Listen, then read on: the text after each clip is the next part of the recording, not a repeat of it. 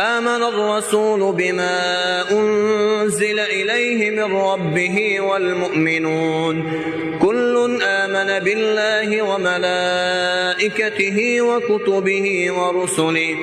لا نفرق بين أحد من رسله وقالوا سمعنا وأطعنا غفرانك ربنا وإليك المصير.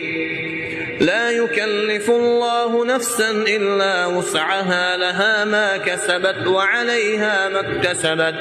ربنا لا تؤاخذنا إن نسينا أو أخطأنا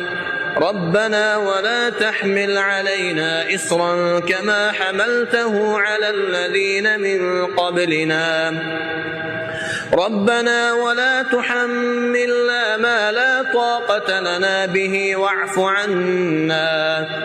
واغفر لنا وارحمنا أنت مولانا فانصرنا على القوم الكافرين.